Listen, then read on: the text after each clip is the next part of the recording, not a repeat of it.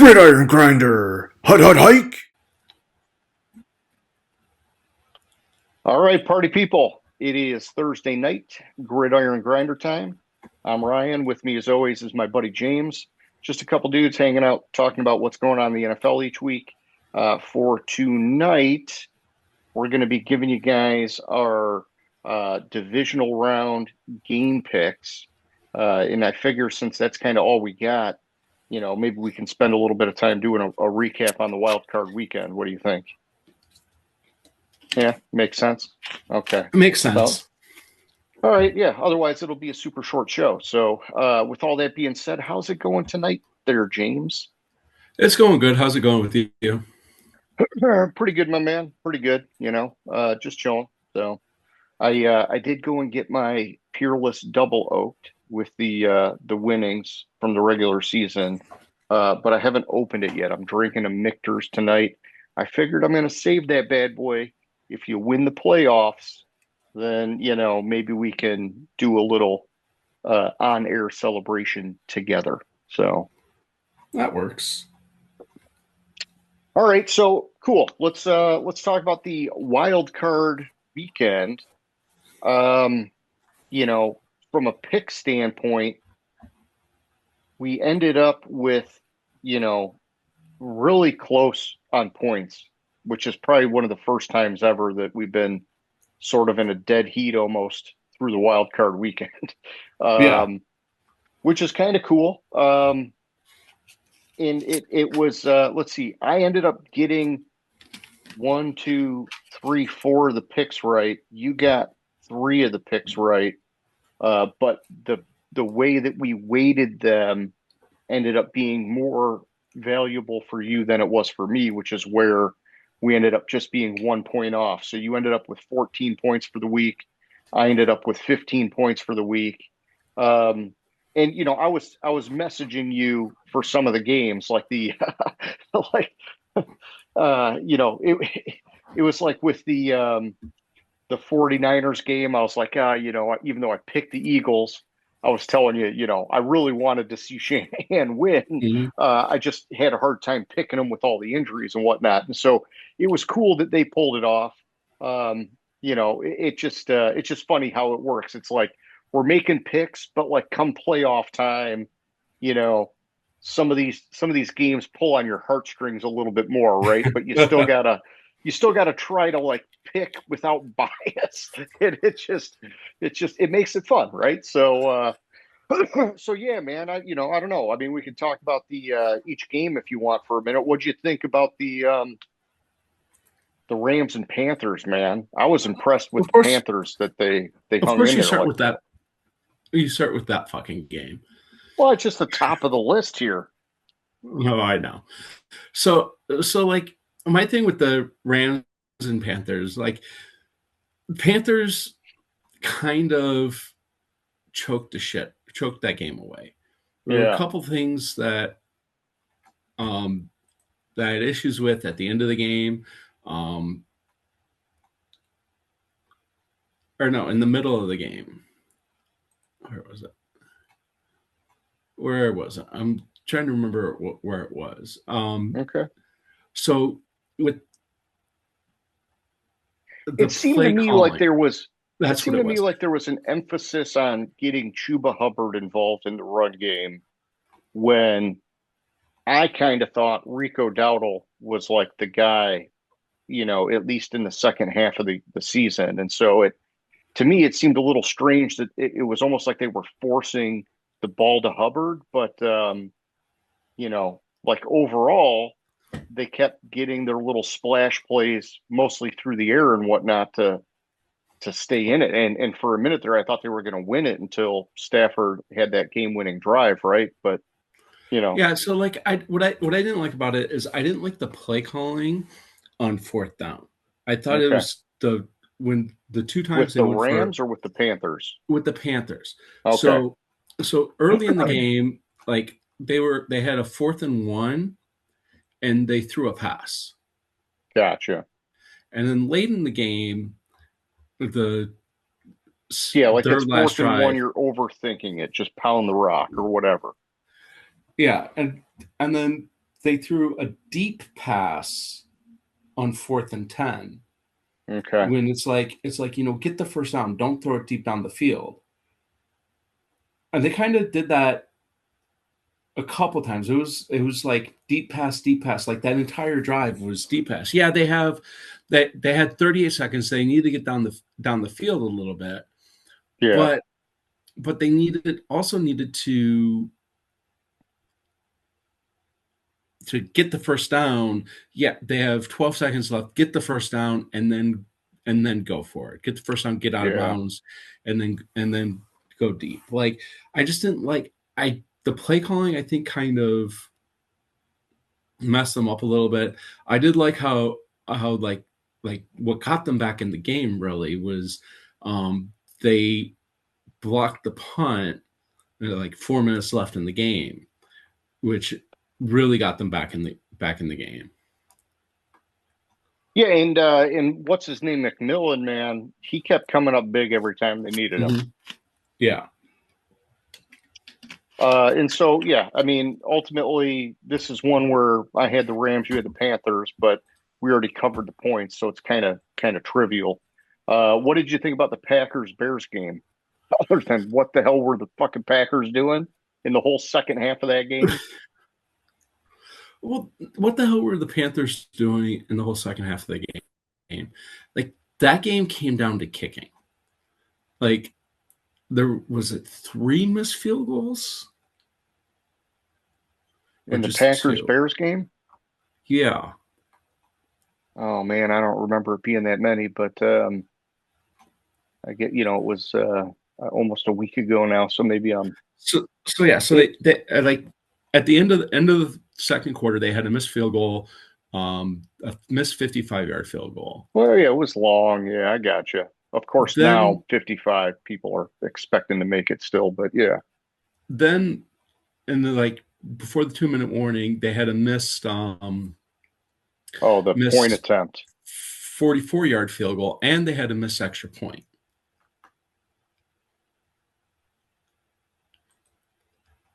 So it's like Hmm. I don't. Yeah, that definitely changed things for him. Yeah, the missed point attempt really changed things for Yeah, the missed point attempt. Well, like I him. didn't think the missed point attempt was that critical because it was still an 11-point lead, and like the Bears have to get the touchdown, 2-point conversion, and Yeah, then but I'm just saying you just got to look at where did it end up? It could have been 28, you're down three instead of down four.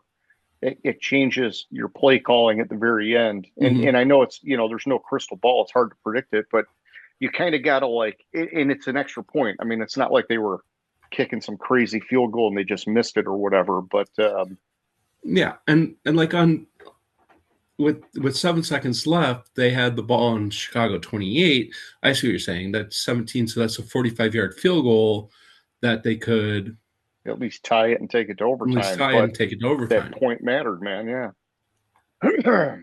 Yeah, it Or just if any one of those other missed field goals went in. I mean, it does. It changes the play calling late in the game. yeah. And it's just strange that they were so hot in the first half and then just so flat in the second half. Hmm.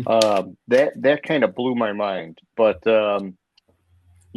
Chicago, they just slow and steady fought their way back, and you know, I hate it, but at the same time, f both these teams, right? So it is what it is. Uh, 49ers Eagles, man, what'd you think about that one?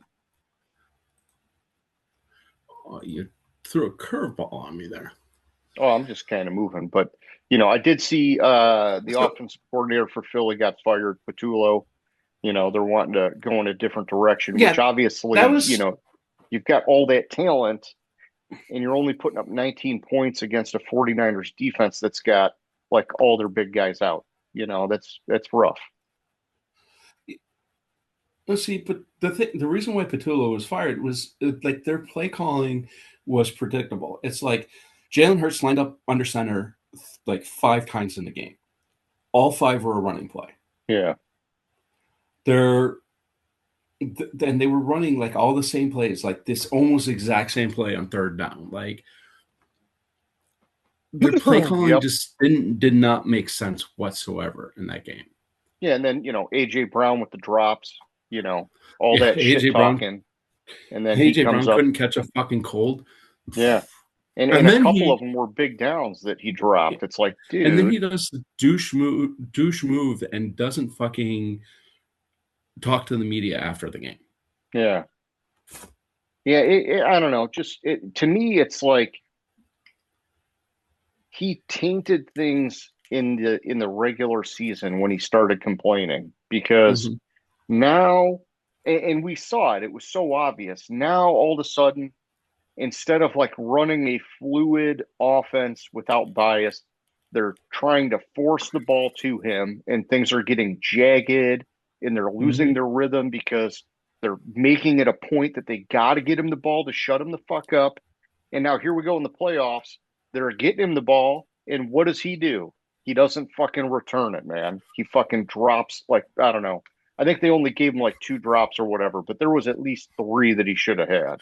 Yeah, and the other thing, like with the play calling, like there were times where like Hurts was getting the play call, and like you could see his face, like, are you seriously calling that play? Yeah, yeah. Like, what the fuck? Like, let's do something different. Oh yeah, yeah.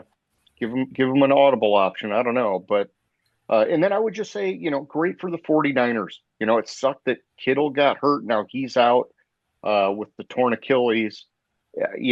And it blows my mind that they can keep finding ways to win Mm-hmm. games despite all these injuries. And so, I, I've seen a lot of people be like, how does he not win Coach of the Year and Salah win Coordinator of the Year? It's like it should Yeah. just be a slam dunk, but they probably won't because usually they go to like sort of the younger up and coming guys, and it's harder for someone that's established this long to get it. But you never know; it could happen. I mean, we'll wait and see, I guess. Yeah, and there's a couple other things with the 49ers and like the Seahawks. It's some interesting stuff I came across this week that I'll when we get to our picks, I'll talk about. So a little teaser there. All right, how about the Bills Jags, man? We were both on the Jags in this one, and fucking Buffalo came to play, man. So that game, like that The game Jag the crushed. Jags looked like they had it until the end of the game, and then they just let it slip away. Exactly. Like that game really frustrated me. Like the Jags were winning that game. They were in line to win the game. They have like four lead changes in the last like Yeah, 6 minutes of the game or something like that. Like it was going back and forth, and then when it came to crunch time, Trevor Lawrence throws a pick instead of getting it done. yeah, but but he's kind of pressing there. Like that play happened with like Yeah, no, I mean, a minute I'm left in the game. I'm just saying that for how good of a second half of the season he had, I guess I'm just saying that I still would not put him in that top tier of quarterbacks. He's not there yet, No, because he's still clearly missing that clutch capability. yeah, but there was also like there was Defend him all day if you want, whatever, man. I'm there just were giving you my 2 cents. no, I say that, but if if I remember correctly, like for some reason, and it might have been the first interception, but I thought Yeah, which was earlier in the game, right? I thought that one I thought the ball was tipped for some reason. The first one might have been. I actually missed that first part of the game, but yeah. And honestly, it didn't even matter because Jacksonville was still in control despite the pick. It wasn't until the second half that things started to unravel for them. Yeah, no, I agree, but like they couldn't really get that much head. Like, and this is another one where Cam Little, who's been Yeah, freaking phenomenal, yeah, just um, nuts. and he missed a field goal at the end of the first half, which could have Yep. Yeah, it would changed. have changed things. Yeah. It would have changed the game. It's a good point. Yeah, I mean, he nailed what the two longest kicks in NFL history this year. Yeah, 68 and 67. And I think the 67 looked like I kid you not, the 67-yard field goal looked like it could have been good from Just gone from 75. 100. Yeah. It was like it like went through the uprights like Yeah. like a third plus of the way up the uprights. Jeez. It's nuts. All right, man. How about that fucking crazy ass defensive battle with the Chargers and Patriots? I Chargers don't have much. did the Chargers did they fire Roman, the offensive coordinator? I know they were I thought talking about looking at it. I can't remember if they actually did it or not. I think they fired both coordinators. Okay. I mean, they just, man, it was such a tough game offensively, really for both teams. It's just that the Patriots did just enough really to get it done. I think it like, people were pumping up Drake May a little bit at the end of that game that, he found a way to get it. And I think it's still a great story with what everybody was expecting for the Patriots this year. But I think you could have seen that there were some nerves with Drake May in that game, and rightfully so. It's a big game, Yeah. and the Chargers defense was fucking relentless, right? And so uh, I'm just interested to see now how he moves forward. Is it going to be a situation where sort of like the pressure's off because he's got one under his belt now, or is it was so tough it's going to kind of hang with him and maybe carry over into this next game? You know what I mean? Because I mean, Yeah. So it's not going to get any easier. He's playing the fucking Texans, man.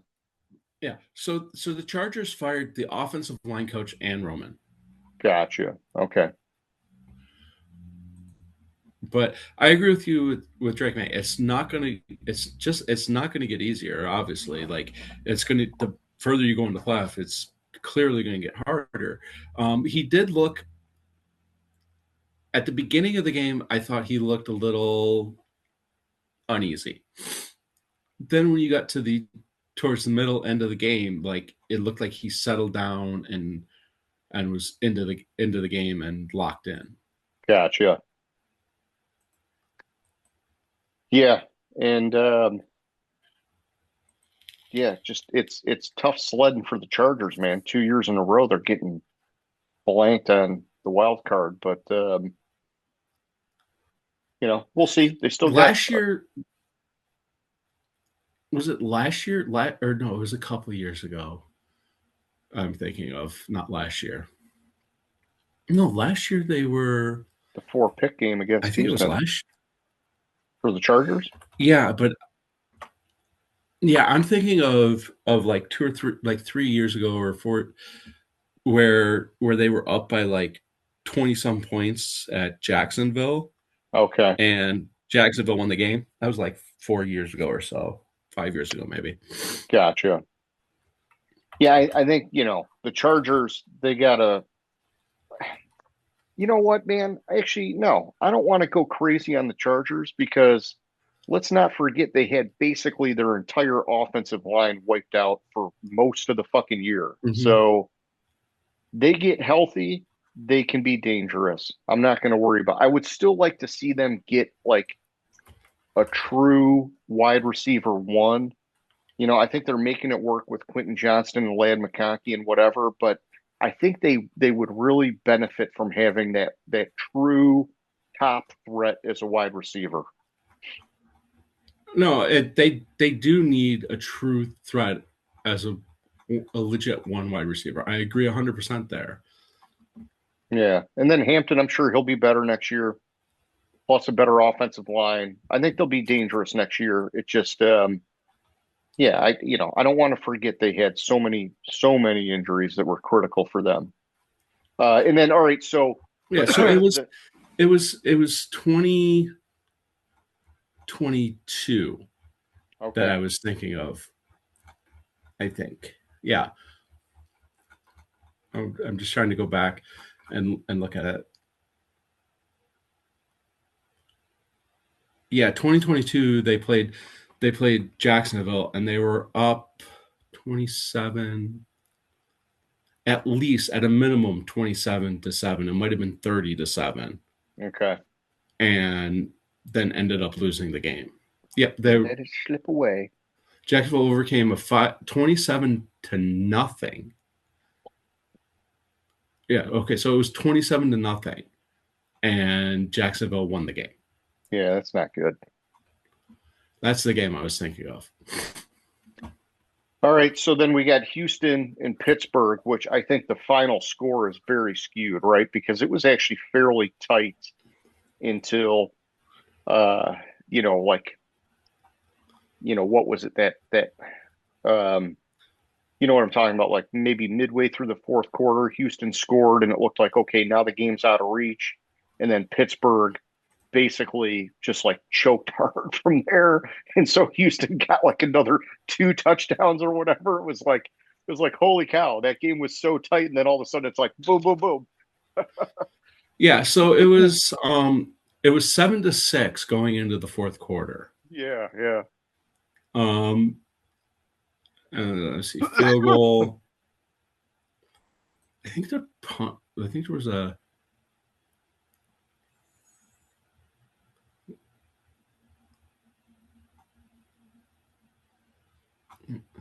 Yeah, and while you're looking that up, Say Oh, Finito, oh, Mike that's that's Tomlin. that's right. That's right. Pick six.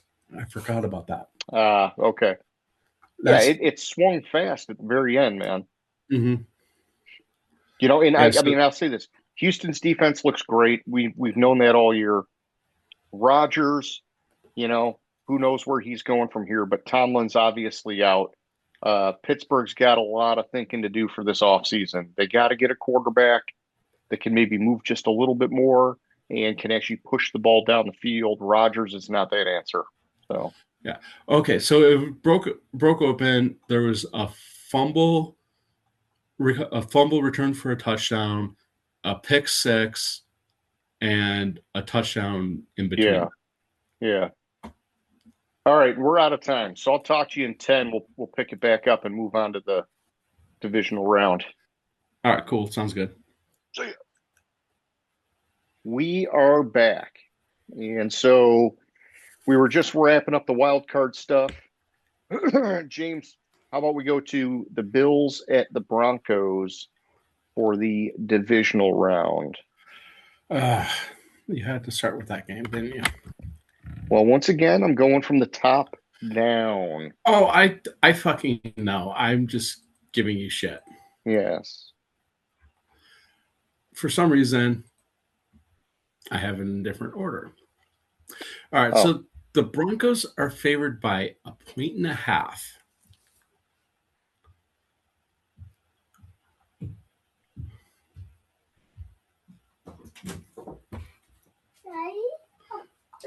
want me to take a pause? Yeah. All right. Or we're back. Buffalo, Denver. All right. So Buffalo, Denver. A couple things about this. This past week, Josh Allen won his first road playoff game. Sounds daunting, but when you realize 3 of those losses in the playoffs on the road were to Patrick Mahomes, Yeah. it's not as bad. Like really for Buffalo, this is the year that's kind of prime for them to make the Super Bowl finally. You don't have Mahomes, and No you don't Burrow. have no Burrow, you don't have Lamar Jackson, which Yeah. I had the funny joke about Jackson with Harbaugh being Oh, yeah. being the new Going to head the coach for Giants. for the Giants because he has Jackson Dart, and he wanted a quarterback with the name Jackson. So Hey, um, this is the third time these teams have met in the playoffs. okay. In last year, the Bills beat the shit out of Denver, 31-7. And the time before that was the AFC Championship game in 1991, where the Bills also won. Yes. Kind of irrelevant to this, but I know what you mean. Yeah. But interestingly, this past week, Josh Allen became the second player in NFL history to have a go ahead passing touchdown and go ahead rushing touchdown in the fourth quarter of the same playoff game, Okay.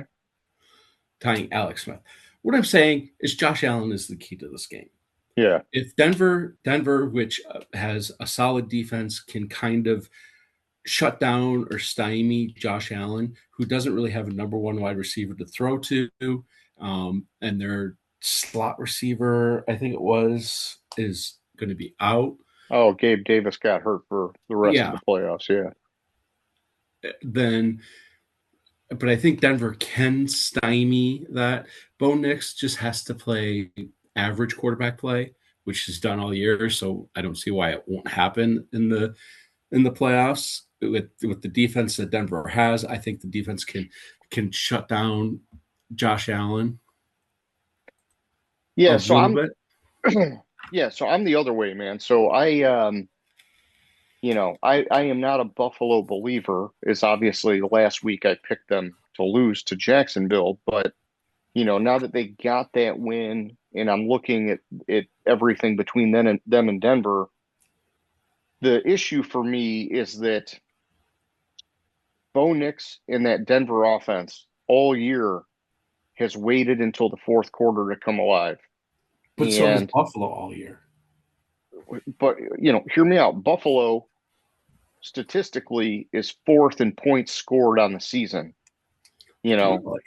I just see Buffalo getting out to a lead and maybe it not being possible for a young Bo Nix to get back in because he's just been so slow to navigate games that this could be one where all of a sudden you're down maybe two scores early on, and that's a shitload of pressure for a guy that hasn't been able to do it until the very end of the game all year. Um, I would say that the interesting thing is that defensively, yeah, Denver's lights out, man. They had fucking 68 sacks this year compared to Buffalo only having 36. They almost doubled Buffalo, man. It's so so I got to believe Denver's defense is going to make it very difficult for Josh Allen. He is like an all-world kind of quarterback that does everything through the air and on the ground. And so we just like you said, he is the key to this game. And it's on the road. The rest of my picks, I picked the home team, which kind of falls in line with that whole 75% playoff home team win, whatever stat. But you know, I said it earlier. Some of these games, they pull on the heartstrings a little bit. I would love to see Denver get the win. I really would. I just got a feeling in this game that Buffalo's going to get them, man. And so, with that being said, I put a 3, which is my lowest confidence interval for this week on this game. Yeah, and I was on Denver with a 5 confidence. Okay. How about you take us to the 49ers Seahawks? I know you had some interesting stats Oh, for us. so Kyle Shanahan as head coach in the playoffs is 6-0 in the wild card and divisional round. Brock Purdy is 4-0 at Seattle. Shit. I didn't know that. The other interesting aspect of it is Seattle has been the number one seed 3 times in their history. All 3 times they made the Super Bowl. Gotcha. What gives me pause in this game with Seattle is I don't believe in Sam Darnold. Yeah, and he's got Also, the oblique he's injury got the now going oblique into this injury, game. Yep. but so Seattle, or I'm sorry, Darnold led the NFL with 20 turnovers this season. This is the first time since 1978 that the number one seed led the league in turnovers. Yeah. And the strange thing about it, right, is that when he turns the ball over, he turns it over in like clusters, right? Like he had Mm-hmm. those games where he had like four fucking picks at a time, right? And so it's like Darnold is either on or he is wildly off, right? And so, will the pressure of it being a playoff game get in his head and have him be off? We saw last year, basically, that final game against Detroit was a playoff game. And then the following game in the playoffs, he collapsed both times. And so Yeah, I am definitely nervous about that with him. but But that, I'm that on Seattle, but keep going. Yeah. that also goes in line with Darnold this season. In the first 10 weeks of the season, Darnold led the NFL in QBR at Yeah. 77.8. Since week 11, he's ranked 27th at 36.9. Okay. I think San Francisco wins this game. I it's just like it gives it's an interesting dichotomy between every time Seattle's been the number one seed, they've made the Super Bowl versus San Francisco under Shanahan has never lost before the NFC Championship game. Yeah. They're either great or they're not even in it. Yeah. So I'm going to give it a 3 and going to go with San Francisco, but by this weekend, by Saturday night, that could change. I got you. Yeah, and I mean, I reserve that right too because this is another one of those games where the heartstrings, I want the 49ers, but I'm taking the Seahawks. I'm giving them a 4 on my confidence interval. And just looking at some of their stats from the season, you know, it we obviously know the 49ers have so many injuries, right? It was great they got Trent Williams back last week, right? But they lost Kittle. Fred Warner's obviously still out. Bosa's still out. I mean, it just, you know, Ayuk never even fucking played this year. Um, they only had 20 sacks as a defense, dude. Only 20 sacks on the year. That is so low. To me, it's like, it seems like Seattle can make this a defensive game and run the shit out of the ball and take a lot of pressure off of Darnold, who, when they need him to make a play, probably isn't going to have a ton of pressure on him anyhow.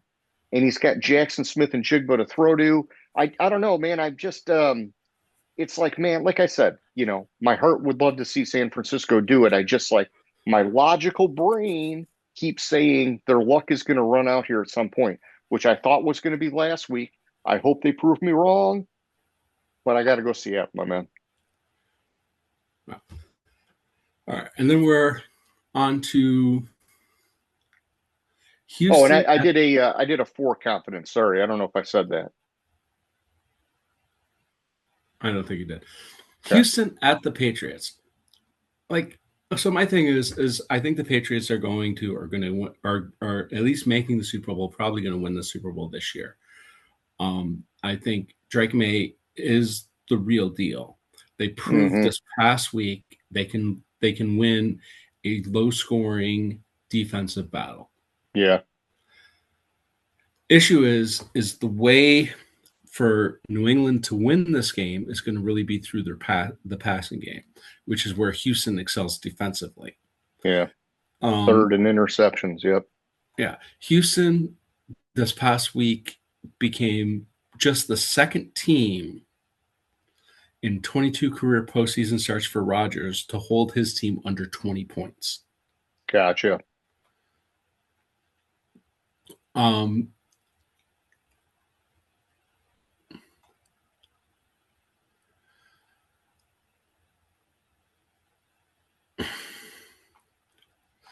because I'm all in on New England and Drake May, I'm picking New England to win this game with the 6.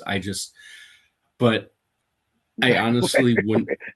We both got New England with the 6. I was just looking at Yeah, it. I honestly wouldn't be surprised if Houston pulled the upset.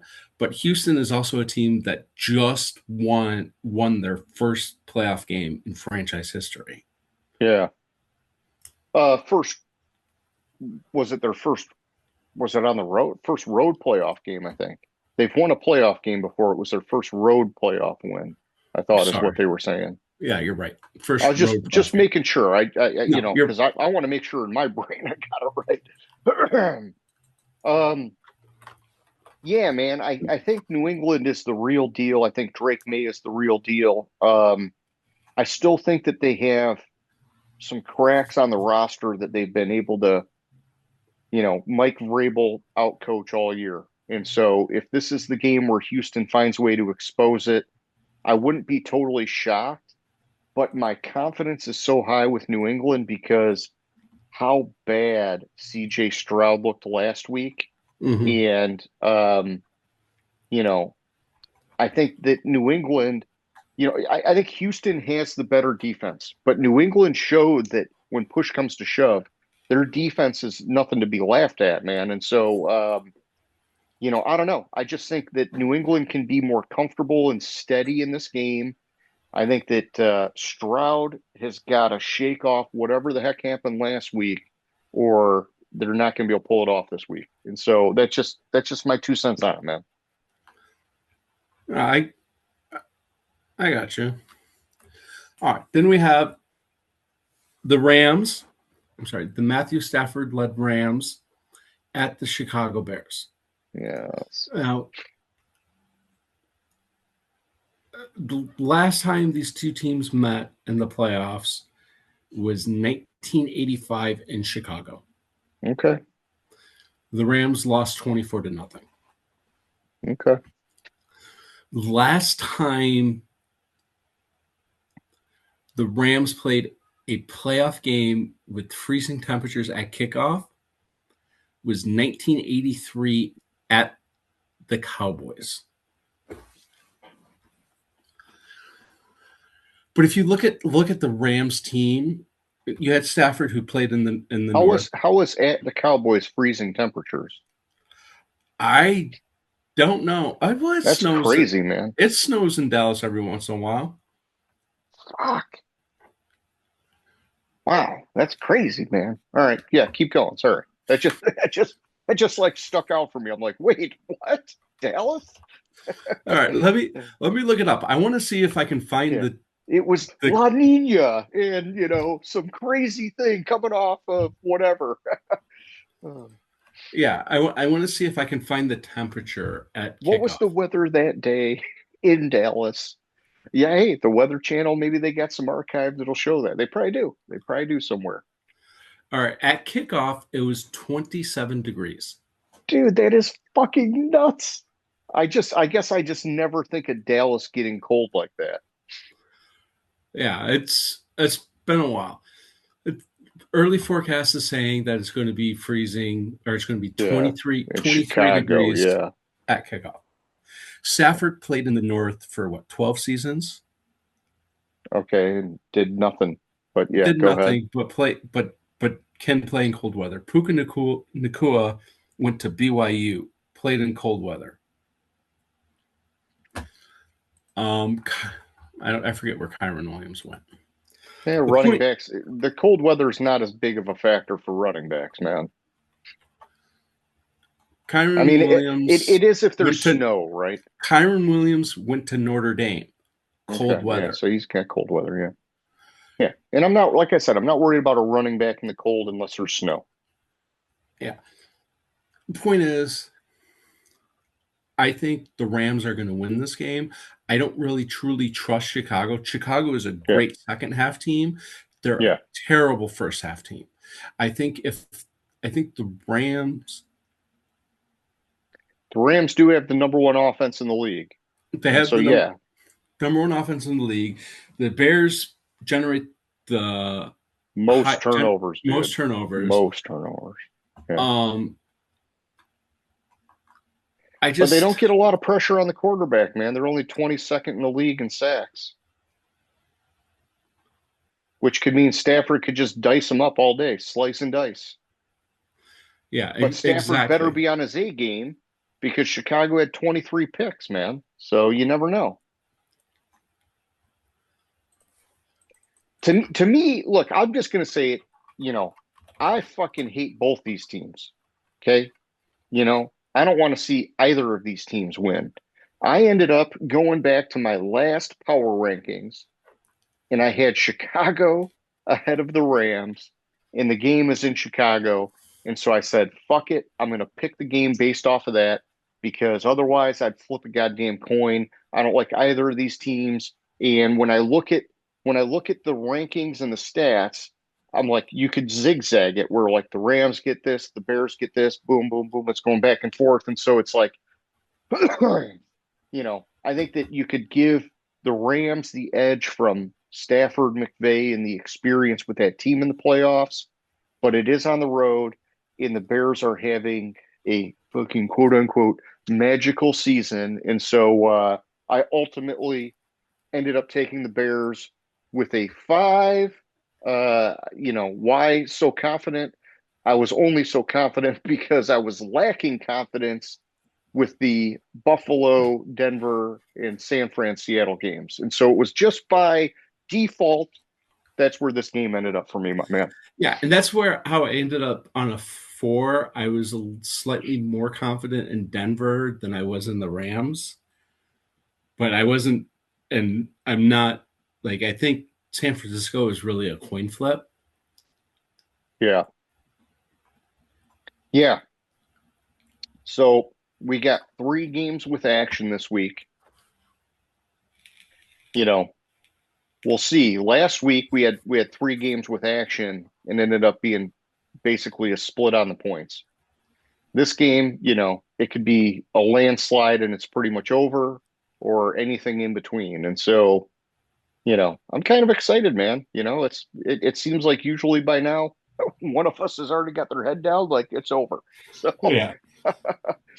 No, uh, I like with me on Monday night this past week, and this is what killed me. I came so close to changing to Houston on it, gotcha. and I was like, I Yeah. should, but I'm not. I should, but then there's a point, Yeah, I and was gonna say, and you had Houston at 1, so then you would have tied it up though. It would have been 15 up. mhm. But I don't think 1 point's gonna matter. I think this week there's gonna be a swing, and then it's gonna be, can it even be made up after this week? We'll find out. Yeah, that's well. It can be because unless somebody goes 3-0, Yeah. Well, because yeah, then it's a landslide. Yeah. then like you have 1.2 and 2, so like our 3 are even points because we have the same 6. So like hypothetically, you get Buffalo, I get San Francisco, and the Rams. That's I know what you're saying. There's a lot of scenarios. Yeah, it's yeah, it's a lot of scenarios, my man. yeah, and like whichever one of if one of us gets 3, then the other person just has to go complete opposite. Yep, you gotta win out on the opposite, Yeah, which because could then happen. It's the fucking playoffs. But it also goes to show we've been doing this for 5 years or whatever. The way that we assign the confidence interval can really swing it really fast. mhm. And so it's a definitely a unique thing compared to what we've done in the regular season. So Yeah, I think it kind of gives us a little bit more to play for since there's so few games and like hmm in like any other like there's 6, 10, 13 total games. yeah, it's forcing us to do more homework, right? We Yeah, got to be feeling really good with our picks now because it's not about volume, it's about quality. no, 100%. Well, cool. So we got our action set up here, and which, by the way, you're taking. Okay, Two so and you're two. taking 2 away teams. Mm-hmm. Okay, and I'm taking only one away team. I just had to check Yeah. that, but yeah, okay. And last week the away teams actually did pretty good, so you never know. Well, it was two, Three out of three. 4 out of the 6. Yeah. 4 out of the 6 when they say 75% of the home teams win in the playoffs. So they bucked that trend real good last week. Yeah, and it was almost 5 out of the 6. Yeah. Sweetness. Holy shit! Last Well, week, I only picked one away team to win. Huh? gotcha. I didn't realize that. This week, I looked at it as I was doing it. I was like, I don't want to pick too many away teams. Let me make sure. Yeah. Well, you want to shut it down? We could just hang out offline here a little bit. All right, sounds good. We All got right. 10 Whoever's minutes left. watching, 9 minutes hope left. you hope you liked it. Blah blah blah. Gridiron Grinder. Hut hut hike.